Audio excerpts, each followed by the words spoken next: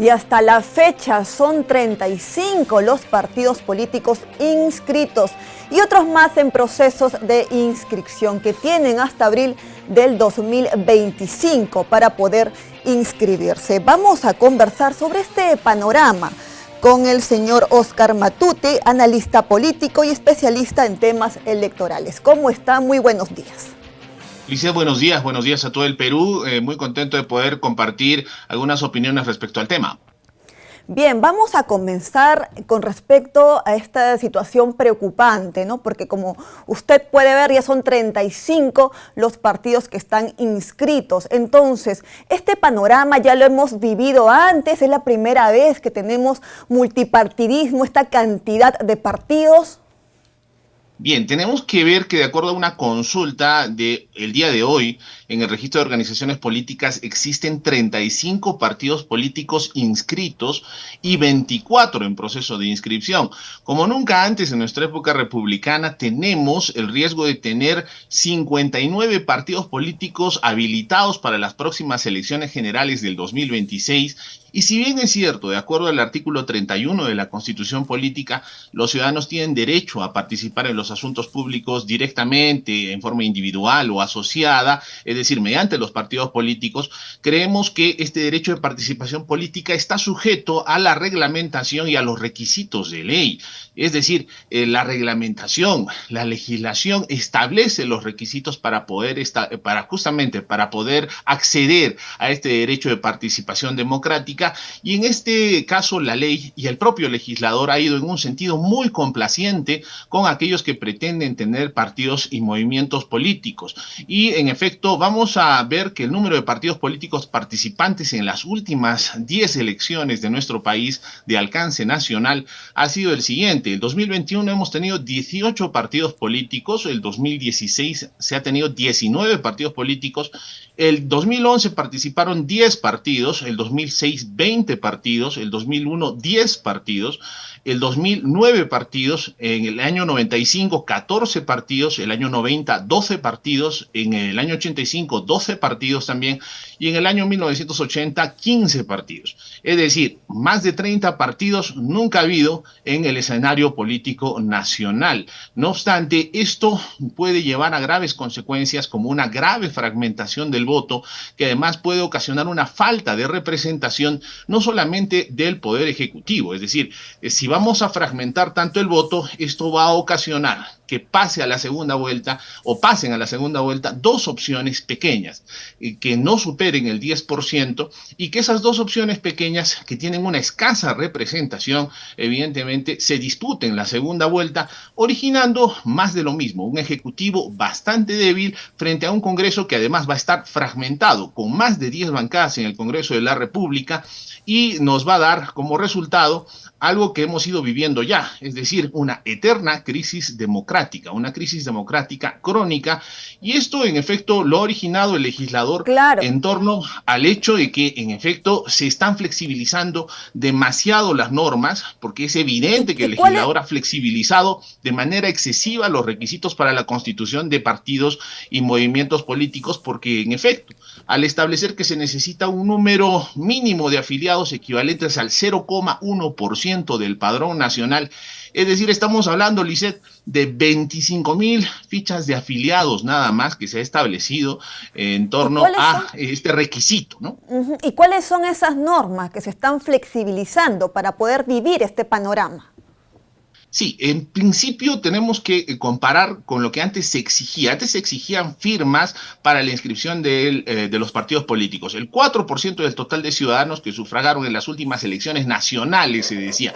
El último aproximado de firmas que se requirió era de 680,000 adherentes a un partido político. Ahora esto ha cambiado y solamente se exige el 0,1% del último padrón, es decir, aproximadamente 25,000 fichas planillas de afiliados, lo cual el número, en efecto, estamos viendo que ha bajado bastante.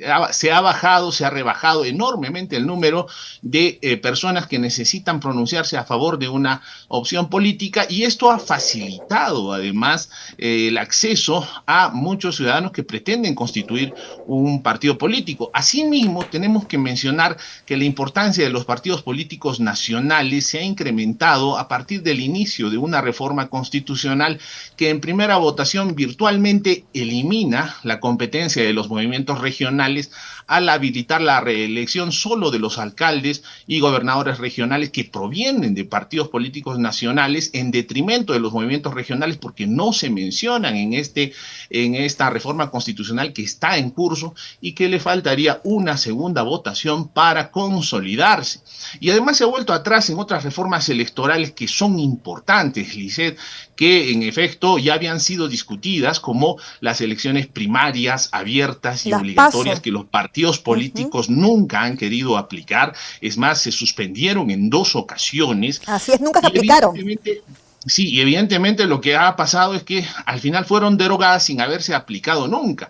Además de eso, hay otros temas, por ejemplo, la reelección ya era un tema que estaba discutido en el propio Congreso de la República. Esto quiere decir, señor, sí, perdón que le corte, eso quiere decir, señor Matute, que estas primarias no serían un mejor filtro.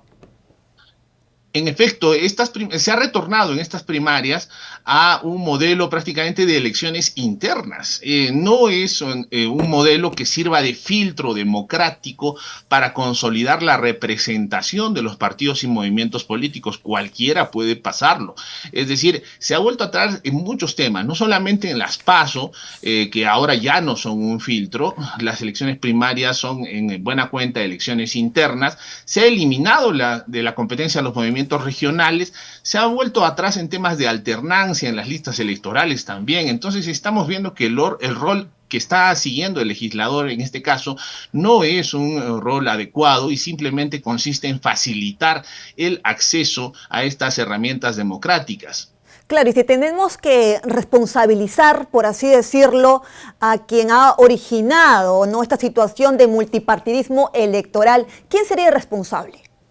En este caso, el rol del Congreso de la República consistió en facilitar el acceso a los partidos políticos, en precarizar y tugurizar la política peruana, lo que evidentemente nos conduce de una manera inminente en una ruta de crisis por las graves carencias de representación democrática entre un poder ejecutivo que va a ser débil con un poder legislativo que va a estar fragmentado. Esto ya lo hemos ido viviendo, Lisset, porque en efecto la tendencia del Perú siempre ha sido a formar muchos partidos políticos. No obstante, esta tendencia se ha multiplicado por 2 o por 3 con el actual Congreso, que ha facilitado el acceso a la posibilidad de tener un partido político propio. Claro, y en esta ocasión, ¿cuál sería el rol de los organismos electorales?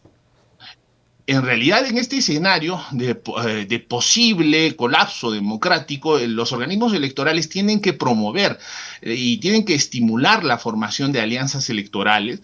Es importante que las alianzas electorales se den en un contexto en el que tenemos hoy en día más de 30 partidos políticos inscritos, y entonces las alianzas serían un instrumento eficaz para poder agrupar a alguno de estos partidos políticos y de esa manera hacer que se formen bloques democráticos que tengan mayor representación en el país. Claro, también hay que resaltar que va a haber una confusión para el electorado, ¿no? Porque la cédula sería mayor, sería más grande. Tendríamos una columna de presidentes, vicepresidentes, otra columna de diputados, senadores y finalmente Parlamento andino. Así es, el espíritu de una elección tiene que estar enfocado a todos los públicos, y es más, tiene que estar enfocado a todos los ciudadanos, no solamente a aquellos que tengan instrucción superior, y en efecto se va a generar una grave confusión al tener una lista de candidatos mayores a los 30 a la presidencia de la República, y además de eso se va a votar por senadores, por diputados, al propio Congreso de la República, y esto va a ocasionar evidentemente una falta de, no solamente de representación democrática, sino sino va a ocasionar una grave confusión en el elector en las próximas elecciones. Si es que no hacemos algo, si es que no se ponen las medidas adecuadas, se está a tiempo todavía de remediar algunas cosas. No obstante, esta tugurización del sistema democrático no es saludable para la democracia peruana. Claro, de nada ayudaría, como usted señala, ¿no? Tener una gran cantidad de partidos, pero sobre todo con baja representación del electorado, por supuesto. Muchísimas gracias por habernos acompañado. Le agradezco su participación. Muchas gracias. Buenos días. Muy buenos días. Hemos conversado con Óscar Matute, analista político y especialista en temas electorales. Es momento de ir a una breve pausa y retornamos con más información aquí en JN Noticias.